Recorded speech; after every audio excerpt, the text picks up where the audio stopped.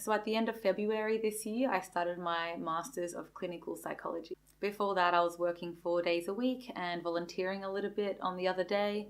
And so the structure was going to be to study full-time and just work 2 days a week part-time. So I knew this was going to be difficult to achieve, but it was also possible because before cancer, I was someone who would often take on board like extra commitments and do different things. And I was known to be someone who was really organized and committed. And something that I always prided myself in was my ability to organize, to be able to, get the work done that I needed to get done. I wasn't someone to procrastinate and then leave the assessment to the last minute. Like I planned my days, not like really intensely, but I was always someone who was able to get things done when I needed to and was able to push past that procrastination that holds a lot of us back. And so I was like, this is going to be difficult to do, but I think I can do it. And I know people who, have families and are still studying, or have families and are working, or have all three, are working and studying and also have their families and have different commitments. And so I was like, I can do this. This is possible. If it gets too much, I'll just go part-time. So the short version of the story is that it didn't work. I tried to study full-time and work part-time, but it was too much. I was struggling too much. The chemo side effects were kind of coming up against me a lot more in a way that I didn't really predict. And so I changed. I went to study part-time, and now I'm working just an extra day. So it's 3 days of work and part-time study. And at the moment, that has been a lot better. And I'm really glad that I made that switch. And I made that switch maybe 4 to 6 weeks after starting the entire degree, which gave me enough of a chance to get a good feel for it. And I could tell early on that it was going to be just too much. And this degree is known to be pretty intensive and difficult because it has like a lot of placements, and there's a research component along with your coursework. And people who have jobs or who have families can really struggle to do this as well.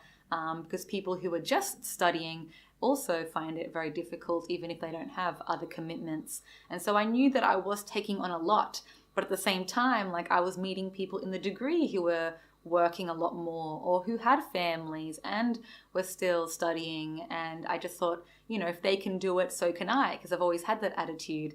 But I just quickly learned that I couldn't. And at the end of the day, I don't know what resources they have or their own life or how they're dealing with things. And I know a few of them who were working have actually tried to cut back on that or pull away from that just temporarily because they want to make sure that they can give everything they can to the degree. So this video is going to focus on the chemo side effects and the issues that I had around those.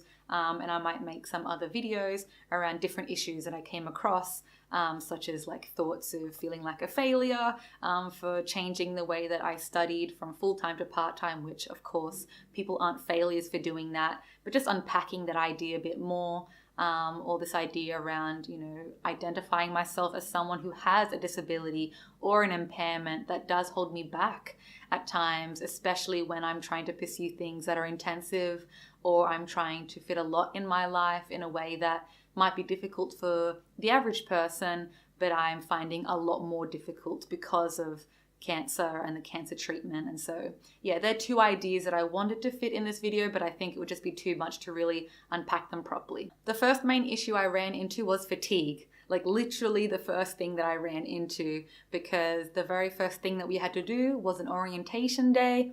That was about 8 hours from like 9 to 5 p.m. It was a full day, and we had lots of lectures from the staff who were there, who were going to be teaching us all the things that we needed to know. And we also had some external psychologists come in to talk about placement options that we had.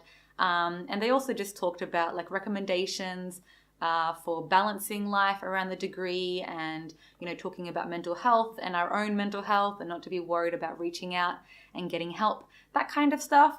And so it was pretty intense because every hour there was like someone else who was talking about a different aspect of the degree to prepare us for it. We had a couple of breaks, but in the breaks, you were eating and talking and meeting all the different students, and the staff members were also there, so you could talk to them and, ask any questions. And you also wanted to make sure that, you were presenting yourself well, because this wasn't just about like learning. Of course it was, like it was a degree, it was something that you were studying for, but it was very much you starting your professional career, because you were entering the industry as a psychologist, just as one that was in training. So at the end of the day, after a day of like concentrating a lot, trying to absorb as much as I could, like of writing down notes and of smiling a lot and meeting people and talking to people, introducing myself, I just felt so drained. The only way that when you're fatigued, you feel that kind of drainage. Yeah, so it wasn't just being tired. It was like this feeling that I needed to shut off the world for a while. And so I got home. I didn't want to talk to my partner or joke around with him at all. I just wanted to lay on the bed and just be in complete darkness and isolate myself for a few hours. And so that's what I did. I just laid there, and in that time I was able to just watch some YouTube and play some computer games and distract myself, and that was okay. But maybe for the first 30 to 60 minutes, I really needed just time to think about nothing in that darkness and to really work on pushing back a lot of those anxious thoughts around, did I make the right decision? This is really nerve-wracking. I don't feel like I have the right skills, things like that. A lot of self-doubt that you can have when you're starting something new. And so for the first 30 to 60 minutes, I needed a lot of just quiet. But then after that, I was able to just distract myself in that darkness, in that kind of isolation. And then I was okay. And after I had that time, or that kind of fatigue episode, I kind of call them, I was able to just get up and go around and clean and cook and just do my ordinary things and pursue with my day. And it was all okay, which kind of made me feel a little bit weird that I felt so low and so drained, and I felt like I couldn't even smile. Like my face had no expression. I was so flat. I probably looked so angry, and it wasn't that I was angry. I just had no energy to do anything, even though it was only one day and it was only 8 hours.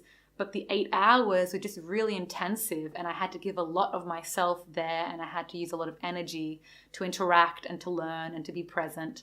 And so that was really difficult. And that was the very first day of the degree, was this orientation day. And I had that kind of a reaction that evening.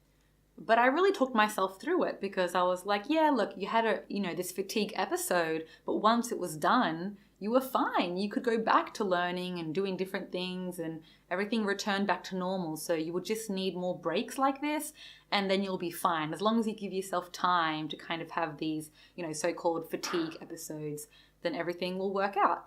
And so after that orientation day, we started our intensive course, which was like 6 studying or business days. And the first few were okay because we had a weekend that broke them up. And we were there from 9 to 4 p.m. every single day, and we only had maybe an hour break. So it was all very intensive. Again, we're all concentrating, looking at the projector screen, listening to the professors talk about different things. We're meant to be engaging, answering questions. It's not a laid back kind of course. It was, you had to be very present there. And then in the breaks, you were going to be talking to the other students and introducing yourself. And as you can imagine, the first couple of days were okay because, as I said, we had a weekend that broke them up. But the 5th day and the 6th day especially, I just felt so drained. I felt like it was so hard to even smile. It was hard to not have a really blank expression on my face. I didn't want to go and meet and talk to any of these students anymore. I found that even in the lunch breaks, from pretty much the beginning of that week, I would just go by myself and just sit by myself. And that's not something that I feel sad about, sitting by myself. I've always felt very comfortable doing that. I am very comfortable with myself being alone, and I don't feel lonely when I do that. But I did feel sad that there were times when I wanted to engage with these students and talk to them, but I knew that I couldn't, because if I was going to last the rest of that day sitting down and looking at the projector screen and trying to absorb as much as possible, there was no way that I would be able to engage with these students in this time, because that would drain me way too much. And so pretty much every lunch break I sat by myself. Maybe there was one where I was with the students for about half of the break, so that way I could still get to know them a little bit better. So pretty much all the lunch breaks, I wasn't really engaging in the way that I wanted to. But that was okay, because I had to kind of survive, so to speak. I had to think about my body and my mind. And I also have some really good friends who are always at the university because they're doing their PhDs, and I didn't feel like I could really talk to them either. And I did see them maybe once or twice, but I didn't want to, make it a habit because I didn't know if I had the energy to sustain that, because I just needed that alone time, or that time just watching YouTube where I'm not having to do anything. It's not so much about watching others, it's about me having to be present and engaged and listening and responding. Like, that entire social process takes a lot of energy, and I'm extroverted, but I'm also introverted. I kind of swing between the two. I love just being alone by myself, doing things like watching YouTube, playing games, but then I love hanging out with people and being in groups of people and joking and laughing and having big group discussions. Like, I'm not afraid to say my piece and stuff like that, and try to bring other people into the conversation if I can see that they're a little bit shy. But I can only take so much of that, especially if there are people that I don't know. If there are groups of people that I'm really familiar with, that barely takes any energy out of me. But if it's all new people, that's of course a bit more draining. And so at the end of that intensive course, on the 6th day, we had lectures until midday, and then the second component was online. So we didn't have to rush home and complete it, because those lectures had been pre-recorded and we could get to them at a later point. And so a lot of the students were like, hey, let's all hang out and just go to the bar and talk and get to know each other a little bit better. And I really wanted to say yes, but it took so much energy even to smile and politely decline and joke about how I needed to go home and have a nap, that I'm so tired. And everyone was saying, yeah, I also need a nap. I'm also exhausted. But of course, they didn't know that I needed more than a nap. It wasn't a nap. I was having a fatigue episode again. I needed to go away. I couldn't, deal with even declining. Even declining their request was a bit too much. And so I was like, anyway, I'll see you next week, or I'll see you when the next course starts. And I went home. And on the way to my car, on the way home, my expression was completely flat. I was struggling to keep my thoughts at bay and keep them calm. I was struggling with the light. So I drove home, got home.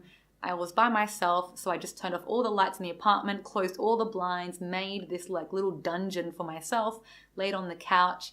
Just felt so sad, and I felt the tears welling up in my eyes, and I felt this desire to hold back, but I also just wanted to cry because I was so upset that I couldn't just spend time with these students. I felt upset that for the last 2 days I struggled to even really listen to everything that they were telling me, that looking at the projector screen was too much, that looking at my notes, because my notepad is white, was too much, and that it all just became too much so early on. And I knew that it was an intensive course, so everyone's feeling pretty drained, but they're not feeling drained the way that I am. They're not feeling this fatigue the way that I am. And so I just felt really upset, but I just tried not to keep thinking about how sad it was that, I'm 25, that all these things are happening, that I'm struggling in these ways, and that these chemo side effects that remind me of cancer are still here and I still have to deal with them. I tried to stop thinking about that kind of stuff, but it was really hard.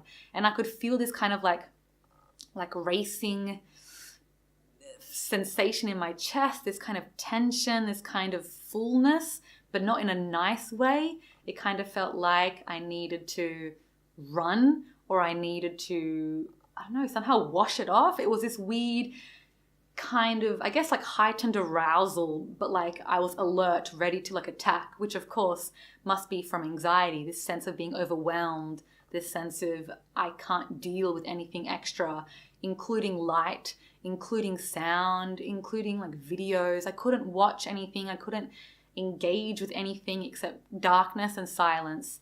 And I found that my thoughts were just racing too much. I couldn't control them, even with this kind of slow, deep breathing that often I turn to if I find that my thoughts are getting a little bit out of hand and I need to control them and reel them in. That's normally a good go-to, but this was particularly bad. And so I downloaded a meditation mindfulness-based app. It's called Headspace. I think it's called Headspace. Yeah, I think so. And so I downloaded that, and that's really awesome. I like the guy's voice. Sometimes they're too soft and kind of hippie-like, and I don't know. Sometimes they sound weird. He has a nice voice without it being super amazing and model-esque and super attractive sounding, but at the same time it's not kind of really hippie-like, and you kind of want to make fun of it. It's not like that kind of voice. It's a really nice in-between voice that is just, very easy to listen to without kind of attaching any of your own stereotypes that we do sometimes. Anyway, it's a good app, and I listened to it for maybe 2-3 hours. Like, I'm not joking when I say 2 to 3 hours. And a lot of these MP3s are maybe 10 minutes long, 15 minutes long. I think maybe 20 minutes long is the longest one. Or maybe it's 10, I'm not sure. Actually, it might be 10. I think it's 2, 5, and 10. Anyway, I kept replaying that 10-minute clip for about 2 hours because I didn't have like one of the packs, so I had one of the basic versions. And so I could kind of alternate between a couple of them, but I also just wanted to listen to one that was working for me. And I just kept replaying that again and again and again for about 2 hours until I felt like I had control of my thoughts again, that I wasn't like being a slave to them, and that I was thinking realistically as opposed to just being in this kind of hopeless pit. And by that point as well, my eyes were doing a little bit better. My body was doing better. It didn't feel really stressed out. I felt like I could watch videos. I felt like I could walk around, that I could maybe do things around the house. Even by the end of it, by the end of those maybe 3-4 hours, I felt like, I could go back to doing tasks like cleaning or cooking. I felt like I could go see a friend again. I felt like I could go read a book or something. I felt like I could engage with the world again, because before, when I'm in that kind of fatigue episode, everything is too much. And it just reminds me of chemo, of, after going through chemotherapy the next day or whatever, that I would get this awful feeling that I needed to be isolated, where everything hurt, every kind of stimulation in the world hurt, including light, including just the knowledge that someone was beside me, wanting to know that I was okay. That was too much. That hurt to have them near me, which is such a weird thing to talk about, but I'm sure a lot of other cancer survivors understand, or people who have gone through something like this understand, where it actually physically hurts and it's very hard to describe. And so, I finished that episode of that fatigue episode. I was really happy with the intensive course. I learned a lot. I was, listening and watching those lectures that I had to watch, and the semester started, and it went well for the most part. I was really enjoying all the classes. I would often be nervous about like my decision to do this in between classes, but once I started them, I was really engaged, really excited. But there were often like extra things that I could do, extra videos that I could watch, or books or articles that I should engage in, and I didn't have the time for them because I was working and I was studying. And so my structure at that point was Monday, Tuesday to work. Wednesday was a big lecture day. At the moment, it's like 1:30 to 8:30 p.m., but originally it was 9 a.m. until 8:30 p.m. because I had an extra course at the time. So it was a huge day. And then on Thursday and Friday, there were free days, but that meant that I had to work on my assignments, my assessments, things like that. And so it actually was, they weren't free days, but I found myself struggling to actually study on those days, because while I wasn't having a fatigue episode in the sense that I needed to isolate myself for 3 hours the way that I did after those really intensive days or that intensive course, I just found myself on Thursday and Friday like struggling to get the things done that I needed to get done, to maybe go to the appointments that I needed to go to as well. I just found it very hard to kickstart myself in that period of time. And I know it's always very hard to kickstart yourself when you're studying. That's part of the reason why studying is difficult. I found myself just fatigued in general in a way that made it easy to blame myself, because I wasn't just like needing this really solid 3 hours. I just felt like the whole day was in a way ruined, or I found myself succumbing to procrastination more or anxiety more. And that's something that I didn't want to do, and I didn't think I would do, because I was always better at fighting back at that stuff before cancer. But, I was struggling with it more now, and that's just the way that it is. So the second major side effect that I want to talk about is light sensitivity, which is perfect because my eyes are a little bit funny. So if I'm not looking at the camera properly, that's why. And hopefully I can finish this video that I wanted to finish and don't destroy my day. So the last video that I made with my chemo update, I talked a lot about light sensitivity because I had some issues on the plane, and I feel like maybe I did some trauma to my eyes. And so even before I went on the holiday, my eyes were sensitive, but it was tied more to fatigue, like that general feeling that I had to stop everything and that I couldn't handle anything. Whereas now, after coming back from my trip, I feel like the light sensitivity is very much its own problem. It stands on its own 2 feet. I find myself having to wear glasses all the time, like literally all the time now, in a way that I didn't before. I would only wear them when I was staring at a computer screen or a projector, like screen slideshow thing. So at uni, at work, and when I'm at home on my own computer or looking at my phone. But now I wear them all the time. And I would be wearing them right now, but you would see this really annoying ring light in the reflection. I can wear them. They kind of remind me of Harry Potter, and they're very dirty too, but you can see the ring light.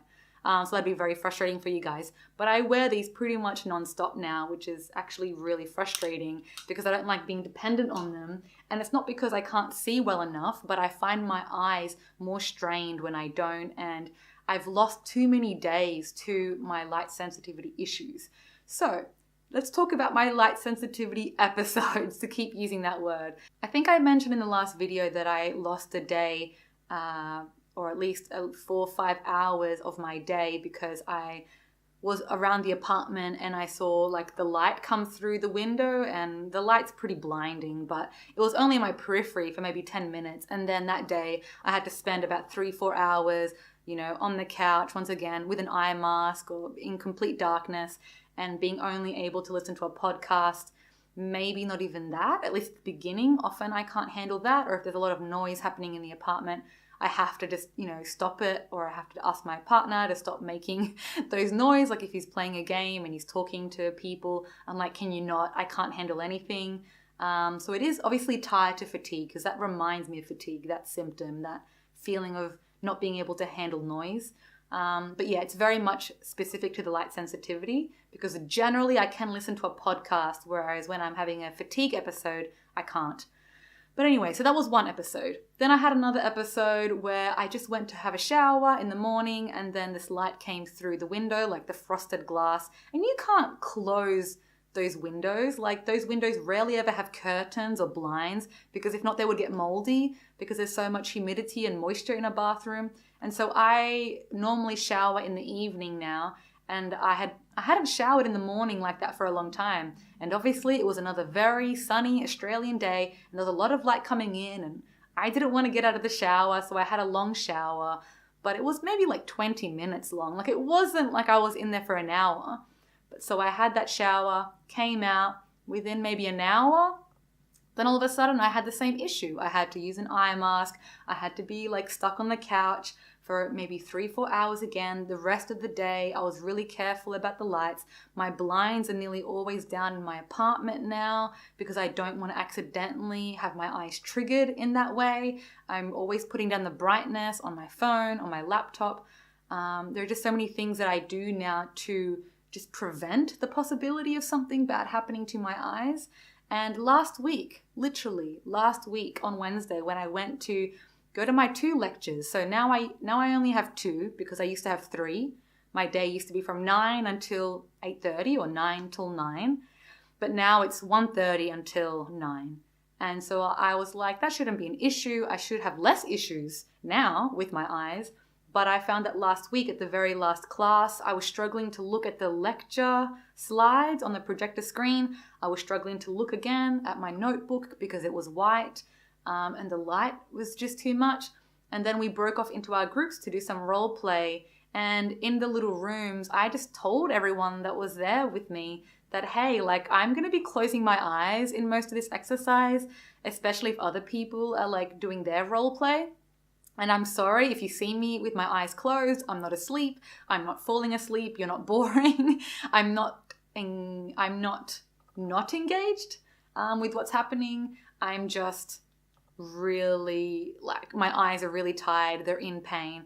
And I'm just doing this to minimize the pain. So I'm listening. I'm here. But my eyes are closed. And so when I was doing the exercise, when I was the client or the therapist, I had my eyes opened. But that was okay. But when I was watching other people do the exercise, I had to have my eyes closed. And by the end of the day, or by the end of that exercise, I was closing my eyes pretty much non-stop. Like I was barely opening them. I was just listening to them with my eyes closed, and I thought about asking them to turn off the lights, but this room already had less lights than the last room, and so I didn't want to make it too dark, and that might make it weird when people are like creating, problems as clients or using their real problems for the sake of the exercise. And therapy can be kind of intimate, and we had this external psychologist, and I don't know, I had all these thoughts, and I should have just asked them, hey, can we turn off some of the lights as well? And just see what they thought around that. But I don't know, I always second guess myself, and I always think I can handle it, I can deal with it, which is true. I know that I can handle it, and that's really good that I think that way. But at the same time, I can still ask for help, or I can still, ask if people can cater for my issue right now, because this is something that I can't control. And it's not like anxiety or depression where I can work to control it a bit more, because it's a lot more of an issue that I have to work on in myself. But when it's something like light sensitivity that is exacerbated by the environment, I can't control the environment like that. The only thing that I can do is literally close my eyes. That's me controlling my own environment, as opposed to just straight up leaving the lecture, which I don't want to do, or leaving the exercise. So that was another example of light sensitivity. So I'm really worried for today, as I'm about to go to do my classes again. I'm very worried that I'm going to have light sensitivity problems again, especially because I've been looking towards this ring light, but hopefully it's okay, because I really wanted to record this. So the last chemo side effect that I wanted to talk about that has really been frustrating me as I've been studying is anxiety. Everyone has it. Everyone has it to some degree, and they struggle with it or cope with it in different ways. And I used to have it before cancer, but it's much worse now. And I mentioned that I think that I'm actually just maybe chemically more sensitive to it as well.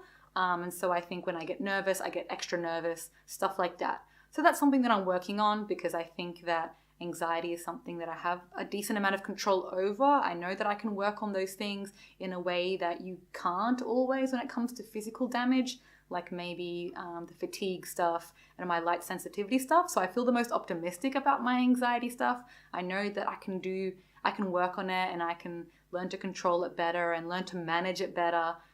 So that excites me, but it has been a struggle.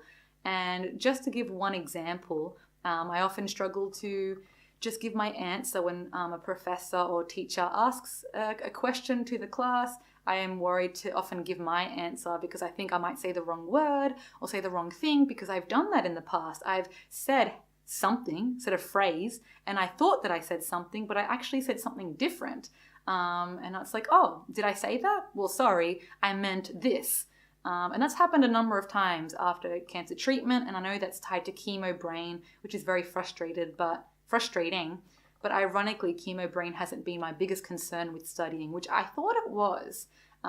Instead, anxiety and stress have definitely been a lot worse, and I guess because I was taking on way too much at the time. And so another way that anxiety has been affecting me in a way that it wouldn't have, and to give an example of it, is that I'm so worried to get feedback. So we had this assessment where we had this counseling exercise, and we had to record ourselves counseling someone, write the transcript, and then reflect on what we did well, what we didn't do well. And I knew that I wasn't going to get the marks that I wanted. I wanted really high marks. I've always liked to strive for that, especially for something like this that I'm so passionate about. And I knew that I just wasn't going to do that well. I knew I was going to pass, do okay, but just not that well. And so I submitted it, and I was so worried about getting the results back. And when we got the marks back and the feedback, I waited 2 weeks. 2 weeks. And it's not because I didn't have the time. I knew I had the time. I had made all these different points in time to look at it, but I kept telling myself, like, oh, you can't look at it now, because if you look at it now and it's something bad, then how are you going to go to work and work for 8 hours? How are you going to have the energy to get all this like other uni work done? Or how are you going to have the energy to be able to, sit in class and listen if you look at these marks right now and they really bring you down? And I just kept thinking that kind of stuff, that I needed to be in the right headspace. And of course you do need to be in a good headspace or mindset when you are prepared for something that is bad. But it wasn't bad, and my marks were what I thought they were going to be. They were going to be good, fine, but there were lots of things I could improve on, and thankfully my self-reflective essay was my strongest bit because I had a lot of that insight that I could see that I needed to improve in these ways and that I kind of failed in these ways. And so what I lost in my counseling session, I gained in my ability to have insight and desire to change and improve and all that kind of stuff, which of course is very important. And so I just couldn't believe, after I looked at the feedback, which was today, I finally opened the bloody assessment and looked at my marks and looked at the feedback. And as soon as I saw it and saw that it was what I expected, it was a bit of bad, a bit of good, I just thought, how could I have, built this up so big in my mind? How could it have taken me 2 weeks to have looked at this? And that's definitely been a moment that I've realized that my anxiety has, taken hold of me a bit more than I am comfortable with. I need to work on that a lot more. I know going part-time will help because I will be able to work on things longer in a way and I'll be able to submit them in a way that I'm more proud of. But at the same time, I originally submitted this assessment like this because I was getting so anxious about not doing it well enough, and I knew that I wanted to re-record it, but I didn't have the time because I was about to go overseas. And I told myself that my desire for perfectionism and high standards and this, general happiness to work hard, if I'm passionate about something, those are all traits and aspects of myself that have to serve me. I can't be serving them like a slave. They have to serve me. And if I needed to submit this because I need to balance other things in my life, I'm going to just submit this assessment as it is. And that was really hard. And so it's just a little bit ironic that once I got the results, I was so anxious in looking at them, and it took me 2 weeks for something that a lot of people would be very proud of, with that mark. And I wasn't. And once I actually looked at it and thought about it, I was very happy with that mark, and it was all good because I learned so much about it, which is ultimately what these assessments are for. But I realized how much the anxiety was controlling me and that I need to work on that. Anyway, overall, I'm happy that I went part-time because it just makes so much more sense. But it took me a long time to feel happy about it. And that's something that maybe I'll talk a little bit more in a different video. Please let me know down below in the comments if you have had a similar experience or how your experience has been, going back into study or work, especially if you've been someone who has struggled with cancer. Because I'd love to know how your experience is similar or different from mine. All right, I'll see you in the next video. Bye.